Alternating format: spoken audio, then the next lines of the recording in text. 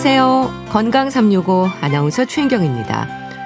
건선은 만성 염증성 피부 질환으로 설명됩니다. 피부 어디나 생길 수 있고요. 좁쌀 크기의 발진으로 시작했다가 점점 커지면서 하얀 비늘과 같은 인설이 피부 위로 겹겹이 쌓이게 됩니다. 아토피 피부염으로 짐작하는 분들도 있지만 전혀 다른 질환인데요. 피부와 경계가 뚜렷한 증상 때문에 주변 시선이 주는 스트레스가 더해지면서 건선으로 치료 중인 분들을 더 힘들게 한다는 지적입니다. 만성적인 염증성 질환으로 완치보다 관리에 목표를 두는데요. 치료법은 다양할까요? 잠시 후에 알아보겠습니다. 그리고 노년기로 갈수록 위험이 높아지는 척추관 협착증에 대해서도 살펴봅니다.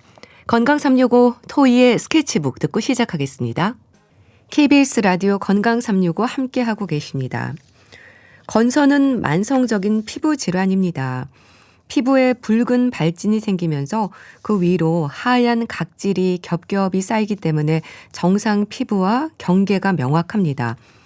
얼굴은 물론 피부 어디나 생길 수 있어서 겉으로 드러나는 경우가 많고요. 질환에 대한 오해나 편견이 건선으로 고생하는 분들을 더 힘들게 하기도 합니다. 건선은 왜 생기는 걸까요? 중앙대학교 병원 피부과 석준 교수에게 도움 말씀 듣겠습니다. 교수님 안녕하세요. 네, 안녕하세요. 네, 반갑습니다. 건선이요. 흔한 질환은 아니죠? 사실 생각보다 건선은 꽤 흔한 피부 질환입니다. 네. 전 세계 인구의 그렇군요. 약 한 2에서 3% 정도가 앓고 있다고 알려져 있는데 네. 우리나라에서는 그것보다는 다행히 조금 더 낮아서 한 0.5에서 1% 정도로 생각하고 있고 예. 그래서 대략 한 30만 명 정도 이상이 건선 환자일 것으로 추정하고 있습니다. 그럼 소아부터 성인까지 누구나 생길 수 있습니까? 예, 그 건선은 나이에 관계없이 누구에게나 생길 수 있습니다. 보통 10대 후반에서 30대 사이에서 처음 생기는 경우가 가장 흔하지만 네. 어린아이부터 나이 많은 어르신까지도 모두 생길 수가 있고요. 예. 다만 어린이들에게 발생하는 건선의 경우는 성인에 비해서 조금 더 드물고 때로는 아토피 피부염과 혼동되기도 해서 정확하게 진단할 필요가 있겠습니다. 예. 그 건선과 관련해서는 지적이 되는 부분들이 많던데요. 만성 피부 질환, 염증성, 면역 이상, 또 홍반성 이런 얘기들이 나오던데요. 좀 설명해 주세요. 네, 맞습니다. 이 건선은 단순한 피부 질환이 아니라 네. 전신적인 면역계 이상 반응에서 비롯되는 만성염증 질환이다라고 이해하고 있고요. 그래서 피부에 빨갛게 올라오고 각질이 많이 생기는 증상만 보면 그 겉으로 보이는 병처럼 느껴질 수는 있지만 네. 이 실제로는 몸 안에서 여러 면역세포들이 과도하게 활동하면서 생기는 질병입니다. 그래서 피부뿐만 아니라 관절이나 다른 장기에도 영향을 줄 수 있습니다. 만성 염증 질환이라고 하셨는데 이제 면역 세포와 관련이 있다고 하셨습니다. 이런 것들에 문제가 생기는 건가요? 건선은 왜 생기는 건가요? 예, 건선의 원인이 아직 100% 밝혀진 것은 아니지만 예. 그 유전적인 요인과 환경적인 요인이 함께 작용해 생기는 것으로 보고 있고요. 네. 이 아까 말씀드린 것처럼 면역 체계가 과도하게 반응하는 것이 주요한 원인 중에 하나입니다. 예. 이게 피부 질환이지만 스트레스와의 연관성에 대해서도 좀 생각해 보게 되는데요. 스트레스가 건선의 위험을 높이기도 하고 또 스트레스로 증상이 악화되기도 하고 그렇습니까? 네, 맞습니다. 이 건선을 유발하거나 악화시키는 대표적인 위험 요인들이 몇 가지 있는데요. 예. 대표적으로는 말씀하신 스트레스나 또한 감기 같은 감염, 그리고 과음이나 흡연, 그 약물 복용, 피부 자극 등이 있을 수가 있고요.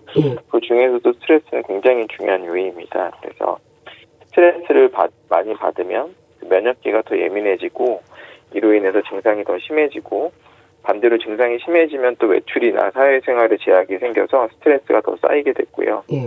그래서 이제 악순환이 계속 반복될 수 있다라고 할 수 있겠습니다. 네. 그러니까 스트레스로 인해서 또 일어날 수도 있다고 하셨는데 근데 겉으로 드러나는 증상 때문인지 건선에 대한 일반인들의 오해와 편견도 심하다고 들었습니다. 어떤가요? 네, 정말 안타까운 부분입니다. 이 건선은 피부에 붉은 발진과 하얀 각질이 많이 생기다 보니까 때로는 사람들이 그 피부병이 전염되는 게 아닐까라고 걱정하기도 하시고 네. 피하거나 꺼려하는 경우도 많이 있습니다. 네. 하지만 이런 오해와 편견은 사실과 전혀 다르고요. 이 건선은 면역 계 이상 반응에 의한 그 비전염성 질환이기 때문에 네. 남에게 절대 옮지 않습니다. 그러니까 전염되는 게 아닌가 하는 오해를 받게 되는데 전염성이 없는 거라는 거죠? 네. 앞서 말씀드린 것처럼 건선은 절대 전염되지 않고요. 네. 이 감기처럼 바이러스나 세균으로 생기는 병이 아니기 때문에 옆에 있거나 같은 물건을 쓰거나 함께 식사를 하더라도 전혀 문제가 되지 않습니다. 네. 건선에도 단계나 정도의 차이가 있을 것 같은데요. 그럼 피부 어디나 생길 수 있고 심하면 점점 더 번지기도 하나요? 네, 맞습니다. 이 건선은 사람마다 증상의 범위나 심한 정도가 다를 수 있어서요. 네. 어떤 분은 팔꿈치나 무릎처럼 작은 부위에만 국한되기도 하고 어떤 분은 온몸에 퍼지거나 두피, 얼굴, 손발, 심지어 손톱이나 관절까지 영향을 받는 경우도 있습니다. 그 증상이 심해지면 피부에 생기는 병변이 점점 넓어지거나 다른 부위로 번지게 됩니다. 아무래도 자극이 좀 많은 부위에 더 잘 생기겠네요. 네, 건선은 피부에 자극이 반복되는 부위, 예를 들어서 팔꿈치나 무릎, 두피, 손 등 마찰이 잦은 부위에 잘 생기고요. 이를 저희는 쾌분 현상이라고 하는데요. 이것은 이제 긁히거나 다친 부위에 건선이 새로 생기는 현상들을 얘기를 합니다. 그래서 피부에 자극을 줄이는 것도 건선 치료에 있어서 중요합니다. 팔꿈치나 무릎, 손, 두피 이런 쪽에 많이 생긴다고 하셨는데 그럼 이렇게 발진과 각질이 피부에 쌓이면요. 가려움증도 심하지 않을까요? 네, 맞습니다. 이 많은 환자분들이 건선은 단순히 보기만 불편한 병이라고 생각하는 경우가 많은데 실제로는 가려움증도 굉장히 흔하고 괴로운 증상 중에 하나입니다. 특히 각질이 두껍게 쌓이면서 피부가 당기거나 따갑고 밤에 가려워서 잠을 못 자는 경우도 있어서요. 이 단순히 피부만의 문제가 아니라 삶의 질에도 굉장히 크게 영향을 줄 수가 있습니다. 그러니까 가려움증이 심하면 많이 힘들어하실 것 같은데요. 증상이 심했다가 좋아지기도 하고 이렇게 악화와 호전을 좀 반복합니까? 네, 그 건선은 전형적으로 좋았다가 나빠졌다가를 반복하는 병입니다. 계절이나 스트레스, 아까 말씀드린 감기 같은 어떤 감염된 상태, 약물 복용 등 여러 가지 환경 요인에 따라 증상이 변할 수 있고요. 그래서 꾸준한 관리와 치료가 중요하고 또 증상이 좋아졌다고 치료를 갑자기 중단하면 다시 심해지는 경우도 많기 때문에 장기적인 계획 아래 관리하는 것이 매우 중요하겠습니다. 그만큼 꾸준한 관리가 중요할 것 같고요. 근데 건선을 아토피 피부염으로 착각하는 경우도 있다고 들었습니다. 네, 맞습니다. 실제로 진료실에서도 건선을 아토피 피부염으로 착각하고 오시는 분들이 종종 있습니다. 이 두 질환 모두 피부가 붉어지고 또 가렵고 각질이 생긴다는 점에서 비슷해 보이긴 하는데 원인도 다르고 치료 방법도 다릅니다. 그래서 정확한 진단이 무엇보다 중요하고요. 이 건선도 가려운 증상이 앞서 말씀드린 것처럼 있지만 일반적으로는 아토피 피부염이 훨씬 더 심하게 가렵고 또한 각질이 생긴 양상도 다르고 주로 호발하는 생기는 위치도 다르게 나타납니다. 그러니까 붉어지고 가렵고 각질이 생기는 건 비슷하기 때문에 건선을 아토피 피부염으로 착각하는 경우가 많긴 한데 그럼 면역 체계가 좀 다른 건가요? 네, 아토피 피부염과 건선 모두 면역 체계 이상으로 생기는 염증성 피부 질환이긴 하지만 말씀하신 것처럼 관여하는 면역 경로가 다르고요. 아토피 피부염은 주로 TH2 세포라는 세포들의 면역 반응이 중심이 돼서 알레르기나 외부 자극에 민감하게 반응하는 경향이 강하고 이에 따라서 가려움증과 피부 장벽의 악화가 주요 특징으로 나타납니다. 반면에 건선의 경우에는 TH17 세포라는 것들이 중심이 되어서 자가 면역성 염증 반응으로 나타나고 이로 인해 면역세포들이 피부 세포의 증식을 비정상적으로 자극하면서 각질이 두껍고 빠르게 쌓이는 그런 특징을 보이게 됩니다. 정확한 진단을 통해서 구별할 필요가 있겠네요. 건선성 관절염이나 심혈관 질환의 위험으로도 이어질 수 있다는 말도 있던데 관련이 있습니까? 네, 매우 중요한 부분인데요. 예. 이 건선은 단순한 피부병이 아니라 전신 염증 질환으로 현재는 많이 생각을 하고 있고요. 예. 그래서 일부 환자에서는 관절에 염증이 생기는 건선성 관절염으로 진행되기도 하고 심혈관 질환, 당뇨, 고지혈증 같은 대사 질환의 위험도 매우 높다라는 것도 알려져 있습니다. 특히 중등도 이상의 심한 건선 환자분들에게서는 네. 이런 전신 질환의 위험이 더 높기 때문에 피부만 치료하는 것이 아니라 전체 건강을 함께 관리하는 그런 통합적인 치료가 필요합니다. 그런 전신 질환의 위험도 높은 만큼 이제 건선에 대한 진단이 중요할 것 같은데요. 교수님, 어떤 검사로 건선을 확인을 하나요? 예, 건선은 피부 병변의 모양과 분포 그리고 병력 청취만으로 대부분 진단이 가능합니다. 네. 이 피부과 전문의가 보면 특징적인 부분 발진과 하얀 각질만 보고도 이 질병을 생각하게 되는데요. 예. 그러나 초기거나 증상이 모호할 때는 다른 피부 질환과 구분이 어려울 수도 있기 때문에 예. 그런 경우에는 추가 검사가 필요할 수 있습니다. 네. 추가 검사라고 하면 조직 검사를 말하는 건가요? 네, 필요할 경우에는 조직 검사를 하는 경우도 있습니다. 특히 스친이나 아토피 피부염, 곰팡이 감염 등과 구분이 어려울 때는 피부 조직을 조금 떼어서 확인하면 정확한 진단에 도움이 됩니다. 이 조직 검사는 간단한 국소 마취로 진행하기 때문에 예. 크게 부담되거나 아프지는 않습니다. 예. 치료법은 다양합니까? 네, 요즘은 건선 치료 방법이 굉장히 다양해졌고요. 예. 바르는 약, 먹는 약, 그리고 생물학적 제제들, 그리고 광선 치료까지 다양한 방법이 있습니다. 따라서 무엇보다 환자의 상태에 맞춰서 맞춤형 치료가 가능해지고 있는 것이 요새 트렌드라고 할 수 있겠습니다. 예. 그럼 심하지 않을 경우에는 일단 바르는 약, 먹는 약부터 시작을 하겠네요. 어떤 기준에서 결정이 되나요? 네, 맞습니다. 이 치료는 건선의 범위, 중증도, 병변의 위치, 환자의 나이 등을 모두 종합해서 결정을 하는데요. 네. 예를 들어 병변이 작고 국한된 경우에는 바르는 연고만으로 충분하고요. 예. 이 범위가 좀 더 넓어지거나 두피나 손, 발처럼 연고의 효과만으로 부족한 경우들에는 광선 치료 등을 같이 활용하게 됩니다.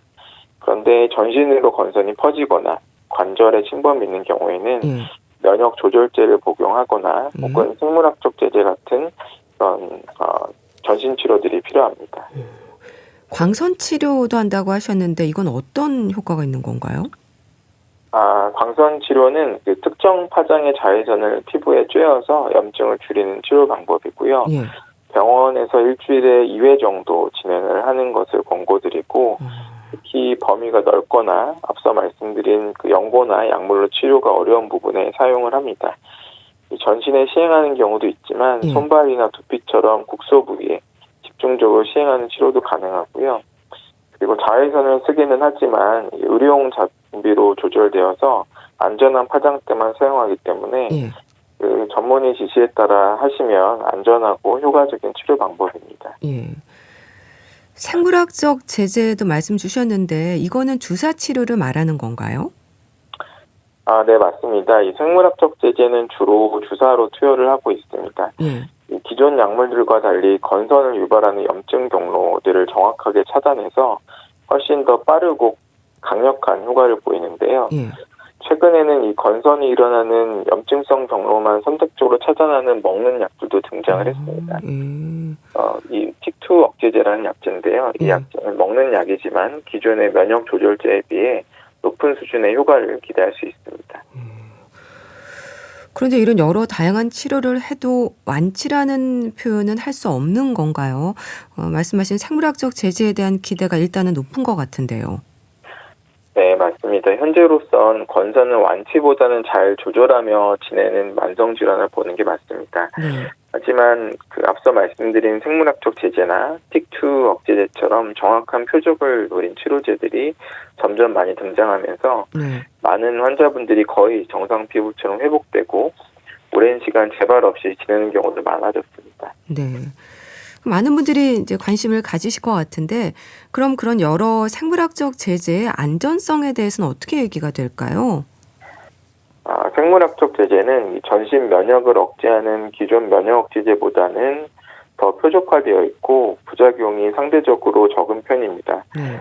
다만 모든 약이 그렇듯이 면역계에 작용하는 약인 만큼 감염 위험이 약간 높아질 수 있어서 예. 사용 전에는 혈액 검사나 간염 검사 등을 시행을 해야 합니다. 대부분의 환자에서는 부작용 없이 장기간 안정적으로 사용할 수 있고 네. 실제로 전 세계적으로 수백만 명 이상이 사용하고 있는 치료 방법입니다. 그럼 이렇게 해서 효과가 좋으면 치료제를 끊고 지켜보기도 합니까? 실제로 생물학적 제재를 중단한 뒤에 시간이 지나면서 증상이 다시 나타나는 분도 많다고 되어 있습니다. 네. 저 역시 진료실에서 그런 경우를 자주 보게 되는데요. 예. 하지만 최근 연구들을 보면 건선이 생긴 지 오래되지 않은 환자들이 생물학적 제재를 사용해서 빠르게 좋아진 경우에는 예. 치료를 중단하고도 오랜 시간 재발 없이 지낸 사례들도 보고되고 있습니다. 예. 그래서 환자마다 반응이 모두 다르기 때문에 치료를 언제 끊을지는 반드시 담당 의료진과 상의해서 네. 신중하게 결정하는 것이 필요하겠습니다. 네. 그렇게 치료를 받으면서 꾸준히 관리하는 게 필요할 것 같은데요. 건선의 치료에서 피부 증상뿐 아니라 삶의 질이나 스트레스 관리에 있어서도 관심을 가져야 할 것 같습니다. 이 부분은 어떨까요? 네, 건선은 피부에 보이는 병이지만 환자의 삶의 전체에 영향을 주는 질환입니다. 네. 이 피부에 드러나는 병이다 보니 자신감이 떨어지거나 대인관계가 위축되기도 하고 심한 경우에는 우울감이나 불안장애로 이어지기도 합니다. 예. 그래서 단순히 피부를 치료하는 것을 넘어서 예. 스트레스 관리나 수면, 정신건강 등을 다양하게 살피는 그런 통합적인 접근이 필요하겠습니다. 네. 그런 스트레스 관리나 삶의 질에 대한 관리도 필요하고 일상에서 또 신경 써야 하는 부분들도 있을까요? 보습이라든지 목욕, 입는 옷, 음식 질문도 많이 받으실 것 같은데요. 네, 가장 중요한 것은 제가 환자분들에게도 항상 말씀드리는 게 몸무게가 과도하게 나가지 않도록 조절하는 것입니다. 네. 비만이신 분일수록 건선 증상이 심하게 나타나고요. 이 치료에 대해서도 반응이 떨어지는 것은 잘 알려져 있습니다. 네. 또한 피부가 건조하면 증상이 더 심해질 수 있기 때문에 매일 샤워 후에 보습제를 듬뿍 바르는 습관이 중요하고요. 예. 또한 때를 미는 건 자극이 될 수 있기 때문에 가능하면 부드러운 세정을 권합니다. 마지막으로 피부에 마찰이 적은 면 소재 옷이나 네. 너무 꽉 끼지 않는 편안한 복장을 하는 것이 좋겠습니다. 네. 그런 부분에서도 관리가 필요할 것 같고요. 또 건선에 대한 말씀을 들으면서 이제 증상보다 건선에 대한 인식 부족이 주는 힘듦이 더할 것 같습니다. 우울감으로 고생하는 분들도 계시다고 말씀 주셨는데요. 정신건강의학과와의 협진도 하십니까? 네, 그런 증상을 호소하시는 분들은 정신건강의학과 협진을 통해서 예. 같이 진료를 보고 있고요. 다학제적 진료가 굉장히 중요한 질환이라고 생각을 합니다. 인식 개선 차원에서는 어떤가요? 그래도 예전과 비교할 때 좀 변화는 있을까요? 예전에는 건선을 굉장히 이제 보기에 안 좋은 질환으로 생각을 하셨기 때문에 네. 일반인 분들이 보시기에는 피해야 될 질환, 옆에 있으면 안 되는 질환으로 많이 인식을 했지만 네. 최근에는 여러 가지 교육과 그다음에 많은 의사 선생님들이 외부에서 얘기하시면서 사회에서 전반적인 인식이 조금 변하는 것을 느끼고 있습니다. 네. 근데 인식이 많이 바뀌어서 좀 다행이네요. 알겠습니다. 자, 오늘은 건선에 대해서 자세히 알아봤는데요. 중앙대학교 병원 피부과 석준 교수와 함께했습니다. 말씀 감사합니다. 네, 감사합니다. KBS 라디오 건강 365 함께하고 계신데요. 모카의 번들 오브 조이 듣고 다시 오겠습니다. KBS 라디오 건강 365 함께하고 계십니다. 퇴행성 질환으로 얘기되는 여러 질환들이 있죠. 척추관 협착증도 그렇습니다.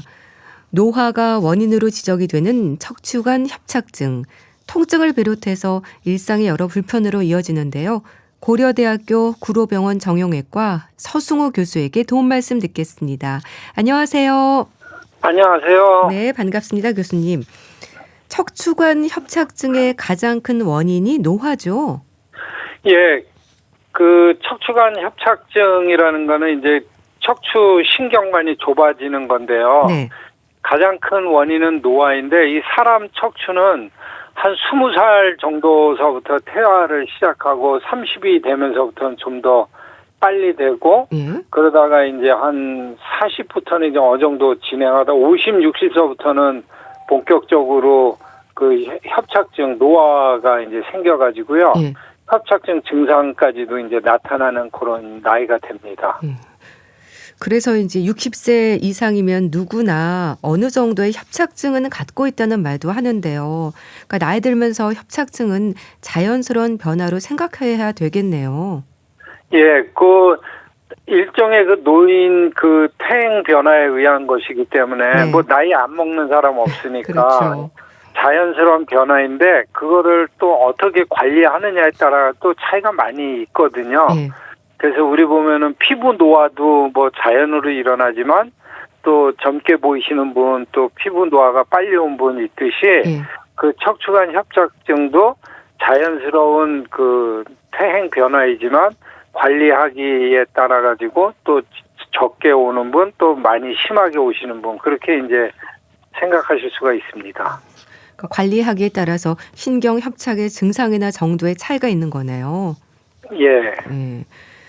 자, 그럼 척추관 협착증은 구체적으로 어떤 상태인 건가요? 그 말 그대로요. 척추할 때 이제 그거는 척추고 관이라는 건 그 수도관 뭐 혈관 할 때 이제 동그란 그 관을 이제 그 관자고요. 협착은 이제 좁아지는 걸 협착이라고 하거든요. 네. 그런 것처럼 신경이 지나가는 관이 동그랗게 한 우리 옛날 1원짜리 동전 크기만하게 이제 있었는데요. 네. 그게 이제 점점 좁아집니다. 우리 수도관이나 뭐 하수도관 이런 파이프도 오래되면 녹슬고서 거기가 좁아지듯이 그렇죠. 그 막히듯이 사람 그 척추에서 신경이 지나가는 그 관도 그 좁아집니다. 예. 그러니까 신경이 지나가는 길이 좁아지는 건데 척추관 협착증이 척추 여러 곳에서 발생할 수 있지만 그중에서 허리 쪽 요추에 생기는 경우가 가장 많은 건가요? 예, 그 요추 구체적으로 요추가 5개 뼈가 있는데요. 네. 그 중에서도 맨 아래에 있는 4번하고 5번, 5번하고 1번인데 그 위치가 어디냐면은 그 우리 골반에서 우리 허리띠 멜 때 그 라인입니다. 그러니까 이제 거기가 제일 많이 구부리 굽힐 때 사용을 많이 하고 네. 또 그 몸무게 하중이 제일 많이 걸리는 부위여가지고 그 4번, 5번 또는 이제 맨 마지막 5번 유치에서 골반뼈로 연결되는 부위, 그 부위에서 그 협착증이 제일 많이 발생합니다. 그럼 증상이라고 한다면 허리 통증인가요? 예, 처음에 나타나는 증상은 허리 통증으로 나타나고요. 네. 그게 점점 심해지면은 신경이 눌리면서 꼭 그 다리 쪽으로 방사통이라고 하는데 네. 그 다리가 저린 것처럼 이제 그런 쭉 뻗쳐나가는 그런 증상, 신경 증상이 같이 동반되기도 합니다. 그러니까 방사통 때문에 허리 통증뿐 아니라 저리고 걷기도 힘들고 그렇게 되는 거네요. 예, 그 좌골 신경이라고 해서 그 4번, 5번 쪽에서 나온 신경이 그 엉덩이 그 뒤로 해가지고 허벅지 뒤로 해서 종아리 타고 가서 그게 발바닥으로 가는 신경줄이거든요. 네. 그러다 보니까 그 골반 있는 부위에서 신경이 이제 압박이 협착증 때문에 생기면은 꼭 막 종아리나 허벅지 있는 데가 땡기고 저리다고들 그 호소합니다. 예. 이게 허리를 굽히거나 의자에 앉아 있으면 오히려 통증이 좀 약해진다면서요. 예, 그 신경관이 좁아져 가지고 그 신경이 압박돼서 나타나는 증상이다 보니까 네. 허리를 굽히거나 의자에 앉아 있으면은 신경관이 늘어나는 그 효과가 생깁니다. 그렇군요. 그래가지고 좀 숨통이 트이는 거죠. 그래서 보행 중에 가다 쉬다를 반복하는 노인들이 많은 거네요.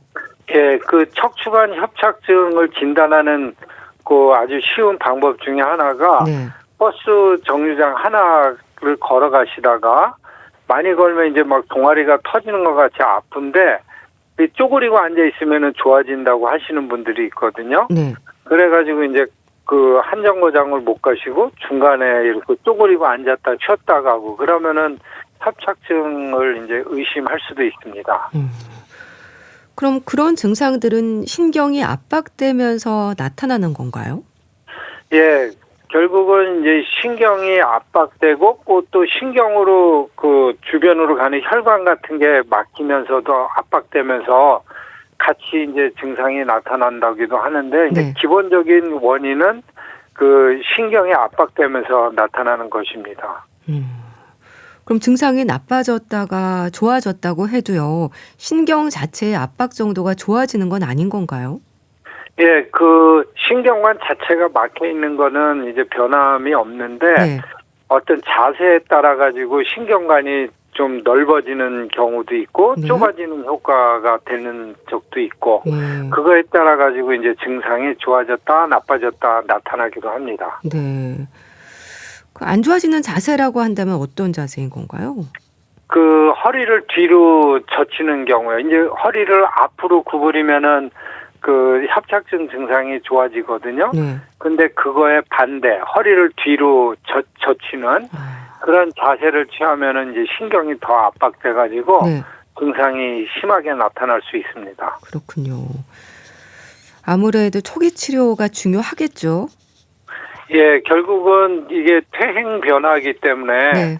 그 초기에서 이제 발견을 해가지고 협착증이 이제 최대한으로 이제 그 진행하지 않도록 그 예방 조치하는 게 제일 중요합니다. 그럼 방치가 될수록 어떤 상태로 진행이 될까요? 그 아주 심하신 분들은 그 MRI 찍어보면은 척추 신경관이 거의 다 완전히 막혀 있을 정도로 돼 있고요. 그 정도가 되시면은 그 주무실 때 네. 그 발바닥에 막 발에 누가 고춧가루 뿌려놓은 것 같아가지고 잠을 못 주무시겠다고 할 정도의 증상도 나타납니다. 아유, 그렇게 또 많이 좀 통증이 심하신 분들도 계시고요. 근데 협착이 서서히 진행이 되잖아요. 찍어보질 않아서 그렇지 젊을 때와 비교하면 40대 이후부터는 이미 좁아지기 시작했다고 봐야 되는 건가요? 예, 그 한 사람 척추는 한 30대에서부터 이제 퇴행성 변화를 이제 오게 되고 40대에 오면 이제 좀 뚜렷하게 나오는 경우도 있는데요. 네. 그래서 40대에 일찍 나타나시는 분들은 그 협착증이 있으신 분들도 있습니다. 그럼 예방법은 없겠네요. 그 자연 노화로 오는 거니까 어떻게 보면 예방은 없다고는 하지만 이제 이게 심하게 오느냐 약하게 오느냐의 그는 어느 정도 관리를 할 수 있거든요. 네.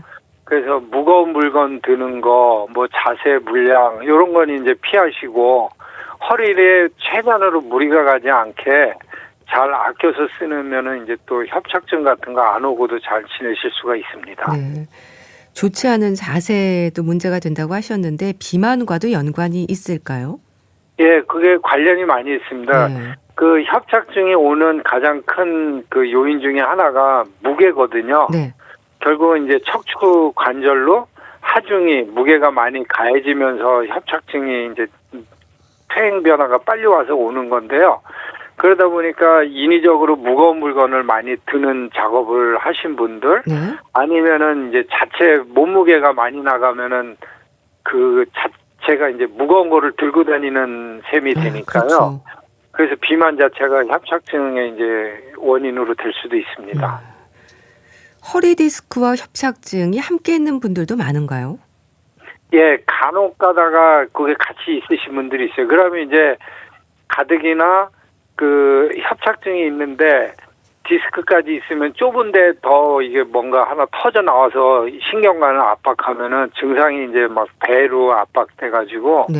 이제 뭐 못 참을 정도로 아파하셔가지고 병원에서 빨리 수술해달라고 하는 분들도 계십니다. 좀 나이 들수록 이렇게 척추도 힘들고 무릎 관절염도 있고 참 힘들 텐데요. 이렇게 복합적일 때는 치료도 좀 복잡하겠어요. 예, 보통은 이제 한 50, 60세 정도에 많이 나타나시고, 그러니까 한 60세 이상 되면 많이 나타나시죠. 그때 되면은 다른 뭐 고혈압이나 당뇨, 다른 그 기타 이제 성인 질환들도 있으니까요. 네. 이제 치료하기가 좀 많이 힘들죠. 네. 자, 진단이 이제 중요할 것 같습니다. 진단은 우선 엑스레이로 확인을 합니까? 예, 일단 엑스레이를 찍어보면은 그 뼈 자체에 퇴행성 변화가 있는지 없는지를 어느 정도 알 수가 있거든요. 네. 그리고 그 디스크 간격이 좁아져 있거나 이제 그런 거가 이제 소견이 보이면은 협착증도 있을 수 있구나 해가지고 이제 CT나 MRI를 이제 권장하게 됩니다. 그러니까 CT나 MRI 검사는 좀 더 심각한 분들이신 건가요? 예, 그냥 뭐 단순히 허리 아프다고 해서 다 찍는 건 아니고요. 네.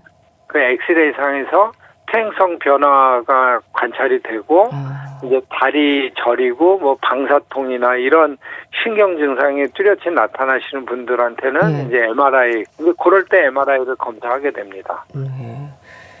이제 혹시 수술해야 하면 어쩌나 걱정하는 분들이 많을 텐데요. 근데 대부분은 일단은 통증을 줄이는 보존적인 치료부터 해야 되지 않을까요? 예, 뭐 먼저 수술로 생각하거나 수술로 가시는 분들은 그렇게 많지가 않고요. 네. 또 보존적 치료하다 보면은 또 증상이 많이 호전돼서 그냥 잘 지내시는 분들도 많거든요. 네. 그래서 일단은 먼저 보존적인 치료를 우선 하게 됩니다. 네. 보존적인 치료라고 한다면 어떤 건가요? 그 제일 먼저 이제 진통 소염제, 약물 같은 거를 드시고요. 네. 이제 그 전에 이제 허리 근력 강화 운동, 그러니까 스트레칭 운동 그런 걸 해주시면은 협착증 증상 같은 게 많이 좋아지세요. 네. 그래서 이제 1차적으로 그런 이제 보존적 치료를 권장드립니다. 그 약물도 말씀하신 진통 소염제뿐 아니라 여러 약제들이 처방되는 것 같던데요. 예. 그 일단은 그 근육 이완제라 가지고 그 척추 관절에 협착이나 통증이 있으면 근육이 꽉 뭉치면서 또 통증을 악화시켜서 그렇겠네요.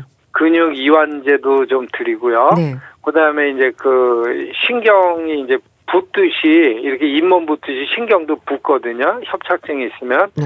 그래서 붓지 못하게 이제 진통 소염제도 드리고 네. 또 그 우울증 약도 약간 같이 드리는 경우도 있습니다. 우울증 약이요? 예. 50, 60세 정도 되면은 이제 우울증 증상들이 또 많이 나타나시거든요. 네. 그래서 우울증 증상이 이제 있으면은 또 통증이 더 이렇게 배가 돼서 나타나는 효과가 있어가지고 네. 좀 어떻게 보면 이제 좀 기분 좋게 해주는 약이죠. 네. 그러니까 이제 그런 걸 같이 처방하기도 합니다. 예. 좀 통증을 완화시켜주는 효과가 있네요. 주사 치료도 있죠. 예, 그런 약물도 하고 뭐 물리치료도 열심히 하셨는데 증상이 안 좋아진다. 그러면 이제 그거보다 약간 좀 센 단계로 네. 주사 치료로 거기에다 이제 진통 소염제를 넣어가지고 그 신경이 막혀 있는 협착증이 있는 부위에다가 직접 그 주사를 쏴서 그 약제가 신경 주변에 많이 잘 들어가게 해주는 그런 효과를 얻기 위해서 주사 치료를 합니다. 네. 주사 치료의 경우에는 어느 정도 간격을 두고 해야 되는 건가요? 예, 거기에 스테로이드라는 약물을 쓰기 때문에요. 네. 그 이제 스테로이드 약물의 부작용이 또 있어서 이제 그런 걸 방지하기 위해서 한 1년에 한 서너 차례 한 3번 내지 4번 정도 이렇게 주사하시라고 합니다. 네. 허리 근력 강화 운동이나 스트레칭도 말씀 주셨는데요. 운동 치료와 물리 치료의 방법들도 있지 않습니까? 예, 결국은 이제 운동 치료나 물리 치료의 가장 큰 기본 요소는 네. 이제 유연성을 키워주는 거고요. 이제 50, 60세 정도 되면 허리가 많이 뻣뻣하잖아요. 네. 그래서 이제 경직되고 자세도 나쁘니까 이제 운동 치료하고 물리 치료하고 그 다음에 이제 두 번째 요인이 그 코어 근육이라고 그래서요. 예. 그 척추 주변으로 그 척추를 잡아주고 있는 근육을 강화시키는 이제 그런 운동을 하게 됩니다. 네. 스트레칭은 어떻게 하는 게 좋을까요? 그 뭐 쉽게 말씀드리면은 요가나 이제 필라테스 같은 게 요새는 많이 있는데요. 예. 이제 그런 거나 아니면은 윗몸 일으키기 하듯이 네. 팔꿈치로 이렇게 그 무릎을 이렇게 닿게 하는 게 아니고 네. 이제 살짝 이제 배 구부려서 배 그 앞에 복근이 있는데 네. 그 근육이 이제 타이트하게 느껴지도록 그렇게 해서 앞쪽 근육을 강화시키고 또 이제 뒤에 등 쪽 근육 키우는 걸로 플랭크 운동이라고 해가지고요. 네. 엎드려 뻗친 자세라고 하죠. 그 자세 비슷하게 해서 이제 엉덩이 좀 낮춰가지고 이제 허리하고 배 쪽 앞쪽 근육을 강화시키는 운동. 네. 이제 그런 운동을 이제 권장시켜 드립니다. 네. 허리 근력 강화 운동을 하시면 좋을 것 같고요. 시술 치료를 받는 경우도 있을까요? 예, 시술 치료라는 게 이제 주사 치료보다 약간 한 단계 더 나간 건데요. 네. 꼬리뼈를 통해 가지고 가느다란 카테터라는 관을 집어넣어 가지고 척추신경이 눌려 있는 협착증 부위에 가서 풍선같이 벌룬을 이렇게 바람을 넣어 가지고 확장을 시켜 가지고 예. 신경이 눌리는 부위를 좀 일시적으로 좀 완화시켜주는 이제 그런 시술법도 사용되고 있습니다. 예. 그런 모든 치료들을 했음에도 통증이 가시지 않으면 그때 수술이 고려되는 건가요? 예, 그 수술은 이게 이제 마지막 최후 방법으로 그렇죠. 사용되는 거다 보니까 이제 이것저것 보존적 치료해서 증상 호전이 없으면 수술을 고려합니다. 네. 마지막 최후의 방법이라고 하시긴 하셨는데 수술의 치료 시기에 대한 질문도 많이 받으실 것 같습니다. 어떤 조언을 주실까요? 제일 안타까운 게 어떤 분들은 척추는 수술하면 안 돼. 네. 이런 이야기가 많이 있잖아요. 네. 그래서 이 말에 너무 충실해가지고 네. 수술을 받았어야 되는 단계가 훨씬 넘었는데도 막 신경이 꽉 압박돼가지고 신경 손상이 이미 있는 정도까지도 수술을 안 받고서 그냥 지내시는 분들이 있거든요. 네. 그래서 이런 약물이나 시술 그런 거 해서도 증상 호전이 없으시면은 네. 그때는 이제 수술 치료를 얼른 일찍 받으시는 게 좋습니다. 네. 전문의와의 상담 후에 결정을 하시면 될 것 같네요. 네. 노화가 원인이 되는 척추관 협착증에 대한 말씀을 들었는데요. 척추관 협착증인 분들에게도 자세를 통한 증상 완화법이 있지 않을까 싶은데 어떨까요? 예, 바른 자세를 취하고요. 네. 그다음 이제 결국은 바른 자세라는 게 허리를 좀 꼿꼿하게 세우시는 거고요. 그다음에 허리를 잡아주고 있는 근육, 코어 근육을 강화시키시고 네.